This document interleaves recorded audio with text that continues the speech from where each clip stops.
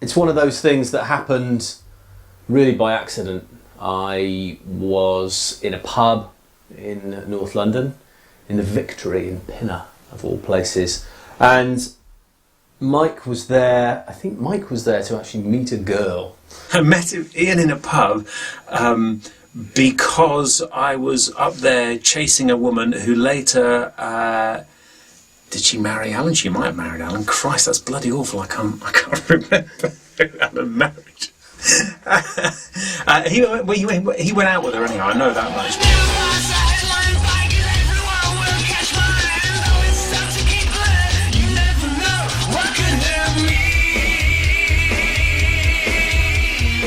So as I was walked past him, he looked at my shoes, I looked at his shoes, and we both sort of said to each other, "Oh, well, you skate." I think Ian was wearing probably a pair of shoes, probably a pair of Vans that I thought, oh, that must be a skater. This is 88, 87, something like that. And he said, "Well, I'll have to go out skating sometime. Here's my phone number, give me a call." I was always trying to start my own band. I got fed up with me being the only one that was enthusiastic. So I thought, I'm going to look for a band. And I gave him a ring the next morning and spoke to, well, I eventually found out it was Jen, and Jen was like, "He's been waiting for you to ring. Right, I'll go and find him." So Mike comes on the phone and says, "Oh, right, okay, yeah, we must go skating." And I looked in Melody Maker NME. There was a couple of ads there, and one of the ads, they were living in the same road as me. Funnily enough. It's the only time I've ever put an advert in the music press for a musician. Normally it was just, you skateboard, you're bound to be a good keyboard player. But yeah, we put one in. I didn't know that Jerry was that close. He obviously figured that out before we did. So over the next, 2 months, we go skating constantly. Weekends, Saturdays, Sundays, get in his little car and just skate everywhere. We'd kind of drive around the North Circular and go to places like Romford or Harrow, and we were skating together. And Mike's car was so crap that he didn't even have stereo in the car. He had an R-Reg, old R-Reg, so 1977, white Ford Escort van, 1 litre. The old Ford Escort estate, that was a pivotal kind of the bit of the Jesus Jones past, really, without which we wouldn't have got to gigs. And it had the same first 3 numbers, so I thought, well, I might as well phone it. I was in Willesden, in the same bloody road, Chapter Road, I believe we were living in Willesden. And Mike said, yeah, pop round. We auditioned 2 people. He was the least worst, so that's why he joined the band. And somewhere through that sort of couple of months, he says to me, "Oh, I'm in a band as well."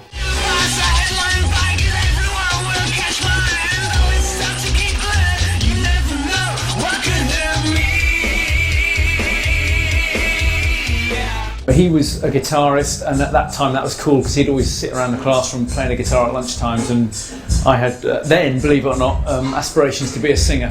Somehow I bullied him into getting a drum kit. Again, it's my usual kind of approach. If I know you're bound to be a good, let's have a look what I need, what do I need now, drummer. Yes, you'll be the drummer. So Jen got a drum kit, and yeah, it turned out to be a good drummer. Mike and Jen were in a very, very locally successful heavy rock band called Marshall Howe that won a rock competition back in '82 that my band crashed out of in the first round, mainly because we were rubbish. I was thinking about this the other day. I went round to Alan's house for the first time ever, walked round to their back garden, and Tom, Alan's dad, kind of looked at Alan, looked at me and said, "Is he any good at gardening then?"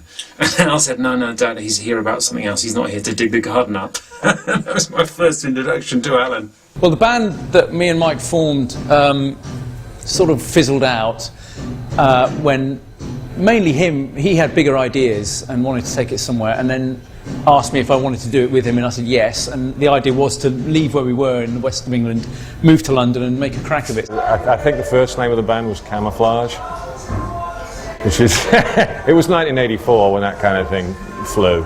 Camouflage was first. That was Alan, Jen and I. We had a flat in an attic in Walthamstow. That's where we started.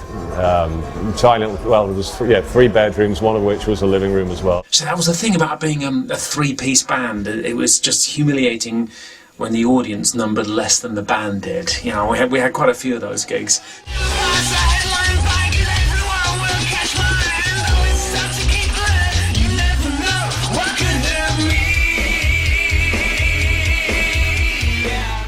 I liked Tony. That was the main thing. I mean, Jerry knew him, knew about his playing ability. We knew that he'd kind of played with the Wonder stuff. That was good enough for me, really. We actually asked Martin Gilks, bless his soul. Mike asked him if he knew any drummers, and he put Tony through. One of our friends put us in touch. Mike said, "Jerry, go meet this guy down the pub." And me and Jess sat outside the pub for about an hour before it opened. And by the end of it, we were sort of best mates. He kind of went, you know, he'd secretly said that I could be in the band anyway before we'd even met Mike. Pub hadn't even opened. We sat outside this pub in Chalk Farm, and I said, "Don't worry, mate, I'll make sure you get the job." I just liked him immediately. I hadn't even heard him drum. Oh, thanks. The novelty's one off.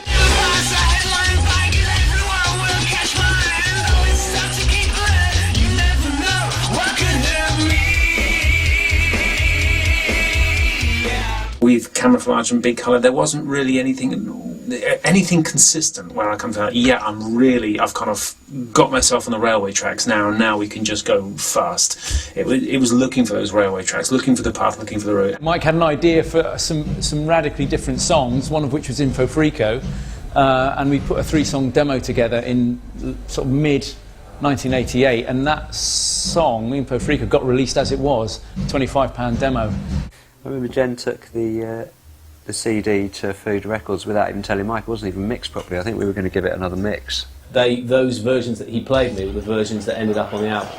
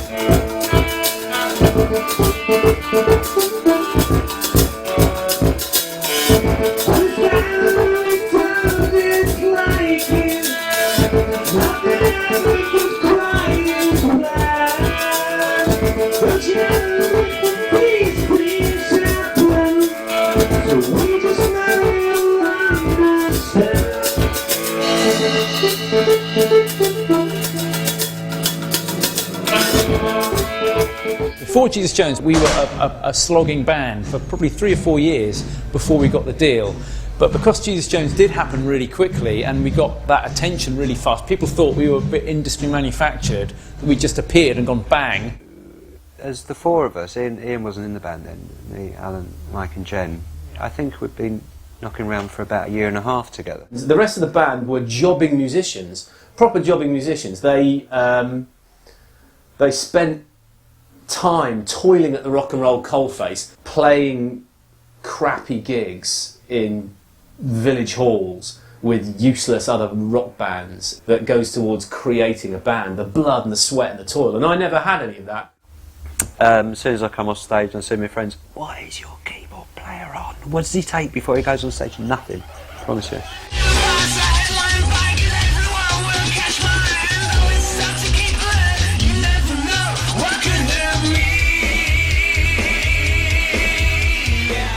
A bit fictitious with Ian in the early days, because Ian didn't come from a band background at all. He was someone that Mike knew from skateboarding. A lunatic on stage. I never really get to see what he's doing because I'm always right in front of him. That's on the same side of the stage. I've been forever. But he looked right. So when, like you said, when Mike, with his then vision and direction of what he wanted to do musically, the whole sampling thing and the way it was, 20 odd years ago, he said, we need someone to do this idea that I've got for triggering samples, and it doesn't necessarily have to be a musician. Well, you used to come and watch us, and we were floundering image-wise. I think we tried to look skate, but none of us were really genuine. Apart from Mike was the only one that genuinely skated. If you ever saw me or Jerry attempt anything like that, it is very, very sad. weirdly, when he's concentrating, he plays amazing stuff. I can remember sitting in a venue in Brighton, flicking things at him, just thinking, who the hell is this guy? And he was going, oh, will you fucking stop doing that, you know? So there was some conflict. And I was like, what the fuck are you doing here? You know, I can't even see myself doing that now, but back at the time, it was just weird, you know. I forced Ian into being a keyboard player, and after a while, there was this weird point with Ian when we realised he could actually play keyboards. So, well, you don't play anything, you know, where are you come from? You just swanned into this. We've put all the hours in, all the effort, and you just walked in to sort of lap up the gravy. There was a bit of that initially. No, I don't remember any of that, so it was perfect. Nothing now, but no, not at all. He's my mate, you know. You know, we've been through a hell of a lot. Ian's someone I'd class him as like my brother, you know. You know, I could be kind of serious and po-face, and Ian gets to be wacky and do his own thing. Possibly a bad comparison to make, but it's Flavor Flav and Chuck D from Public Enemy.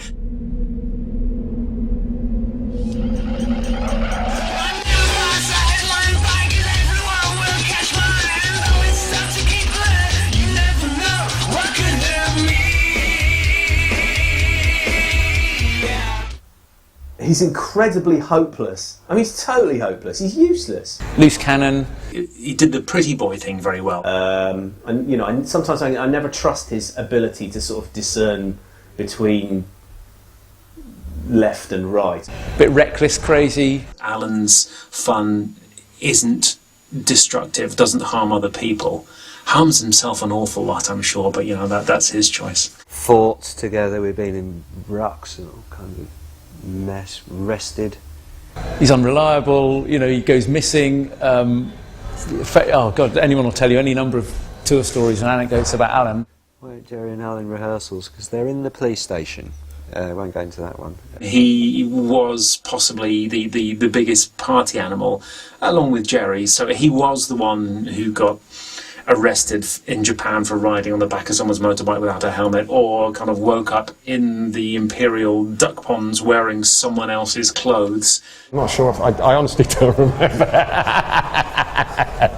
But that's mainly Jerry's fault. It's like the little devil on my shoulder that makes me do all the wrong things in my life, so that's why I forgot a lot of them. He's got such a massive heart, he loves any and everyone, and he will befriend anyone in a bar.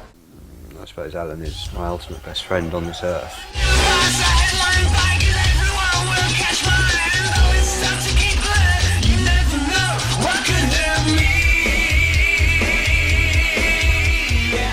I love Jerry and he loves me, and he's the one person in the band that I've had the greatest amount of antagonism with. I think it's purely a guitar playing thing. Jerry's like family to me, I would say. He's almost like, he really is that close. We've done an awful lot together, most of it horrible, but most of it fun. Jerry and me, we spent a couple of years at the beginning of it not really trusting each other. A procrastinator. He was always not doing as much as he should. I think I also quite like the idea that internal conflict was a crucial part of the creative process, so I didn't do much to try and quell that. He thought that I was some jumped up middle class posh boy that just wandered in and enjoyed the fruits of all the rest of the band's labours. So we used to niggle each other a little bit. I can get together with Jerry and spend like 7 or 8 hours down the pub and never be bored. And we used to do that every day, forever. I've only ever had one fist fight in my life, and it's with Jerry, which we still laugh at. And I referred to that on the DVD as well at the show. Okay, now over the years, Jerry and I have argued about just about everything. And the only thing that we've really discovered is he's got a pretty decent right hook. You know, Jerry's just so dependable. You know, you could phone him up, he'd help you out in a jam. Of all the people in the band, I'm closest to Jez.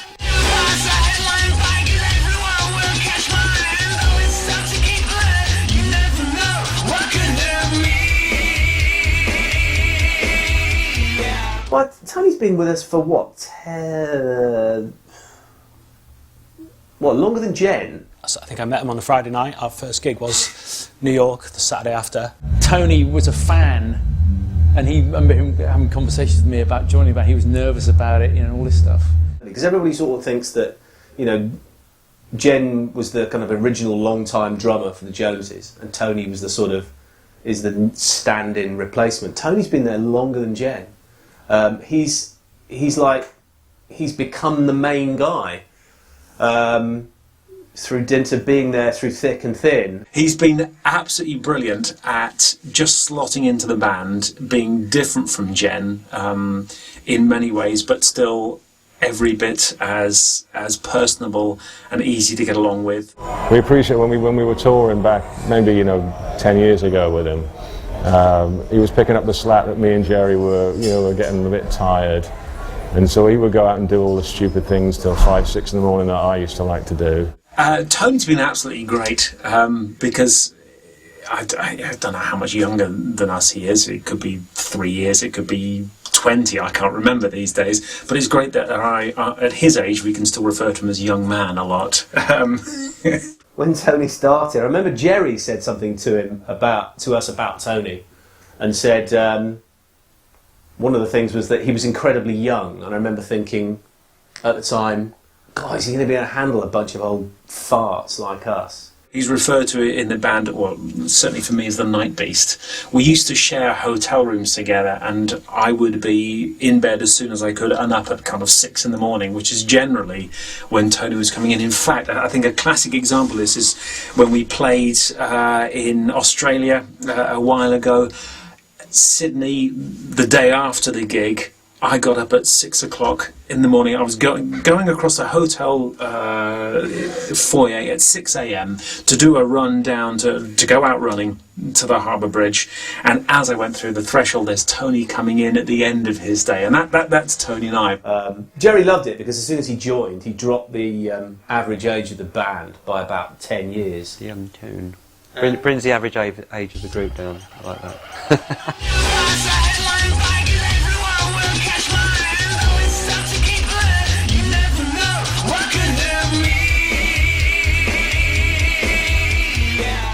Nicest guy in the world. Absolutely nicest bloke you'll ever meet is Jen. He has this ability to enjoy life without anything, having to do anything or take anything to do it. He's always upbeat, always cheerful. Losing Jen wasn't anything to do with losing him as a member of the band. It was more of an emotional wrench, like losing a friend in a sense. It was weird. It was like some sort of bereavement. Jen is very much a kind of an active, both mentally and physically, kind of person. Let's do something. Life's exciting. Let's do this. It'll be great. It's got to have motion. Got to be moving all the time. I actually thought we would, go on to carry on doing stuff, putting albums out and carry on touring. And to just be kind of dragging your feet would have been hell on earth for him. I thought we had turned into a band I never wanted to become. You could see what was coming with that. So when Jen said he was going to leave, it was no big surprise. And I actually felt there wasn't much I could do about it. It was like, well, yeah, save yourself. One of the nicest blokes on earth. Real shame he quit, but he had his reasons. First time seeing them with another drummer hurt a bit. It did. It's like, oh shit, they really don't need me anymore, But then I thought, no, can't go there. It's all right. I'm not going to go there. Good on them. Well done. Yeah, we see each other all the time. Good man. Jen is the most enthusiastic person in the world, which is just wonderful, because there are so many times when someone like me needs that. No, I don't regret it, because I think we're all better friends now because of it. All the members of the band I could talk about for a long, long time, and I'll probably leave it there.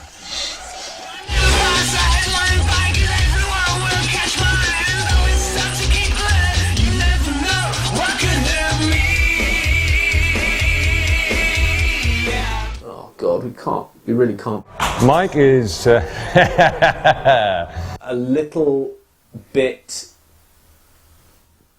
Mike was a general, and me and Joe were the field troops. Always, getting behind Mike and backing him up to the hilt. I wouldn't hear a bad word about Mike. All that stuff. Jerry was the same. What is there to say about Mike? Mike's such an authoritarian. Christ, he had to be with me and Alan. We'd have gone off the rails. They're not exactly normal people when we're together. Yeah, and I think he's a genius. He is brutally efficient. He's very good at everything he does, and he has a good way of getting things done. Whereas I think if there were a lot of other people involved in a much more of a democratic sense, then probably a lot less would have got done. Particularly if you put me and Jerry in there, then very little would have got done unless it was all done down the pub. I think he realised that at an early stage and thought, I better sort of put my foot down with them two, especially. Oh, sings well, plays guitar amazingly, and then at the same time as doing both those things, he can kind of hear what everyone else is doing. I remember the most famous interview I ever did was the one where I really laid into him, and I said that there wasn't an awful lot of humanity in what he did. And I remember he quite obviously took sort of serious umbrage at that. There was this one point, and I remember it very clearly. It was Ian and I sitting in on the Mark Goodyear show when International Bright Young Thing entered the charts at number 7 or something like that, and I was not in a good frame of mind at that point anyhow, because I was already starting to dislike being part of the machine. At that point, when Mark Goodyear kind of turned around to us through the studio windows and you know, 7, you're number 7, you would think the response would be fantastic, great, you know, and my immediate response was, Christ, we're just new kids on the block now. You know, superficially, we may have looked at him and thought, that's Mike being a bit of a dick. But I think that was Mike learning how to deal with all the stuff that came along. And it was incredibly depressing for quite a long time, for years, in fact. And I think that there's a lot more humanity in him now, and that's as a result of all the things that we've been through. I love Mike, great bloke. Got to say that.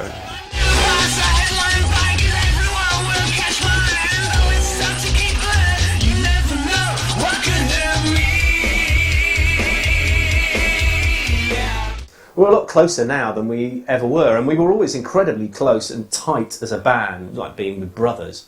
They're all really solid guys, and you just wouldn't change anything about them. Their personalities, everyone's got weaknesses and strengths, and they're just solid. Yeah. They're like my brothers, all 4 of them, including Jen. So we're very close, very close. I like the way it's turned out, actually. I mean, I like that we've all gone and done our own things, and we've had our own lives, and we're able to come back and do this every now and then as good mates, and just really enjoy it and not take it too seriously.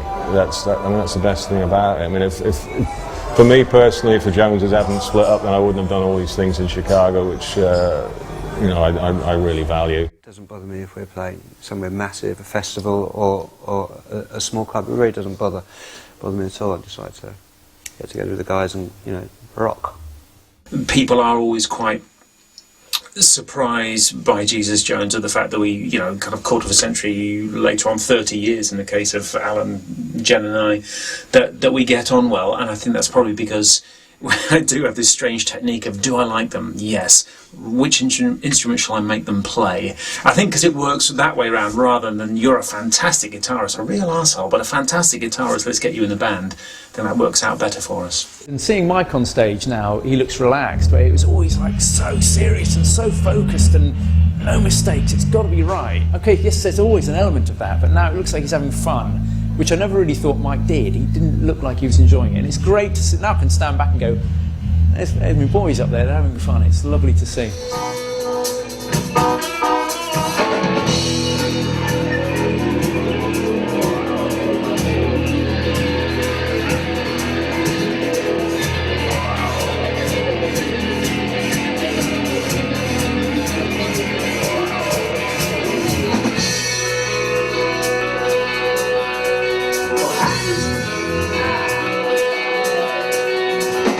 You know how much it costs in the price.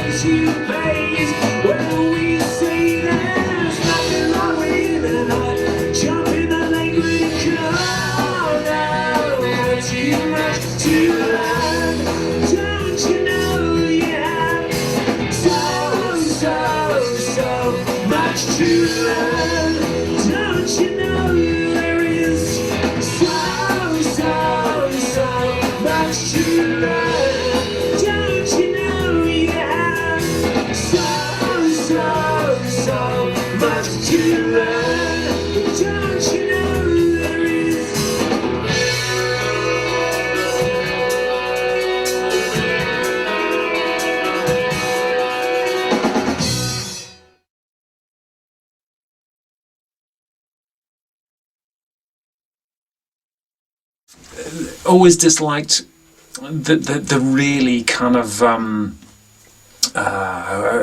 the people who are rubbish interviews and people who are monosyllabic in interviews. Sorry, I'll go.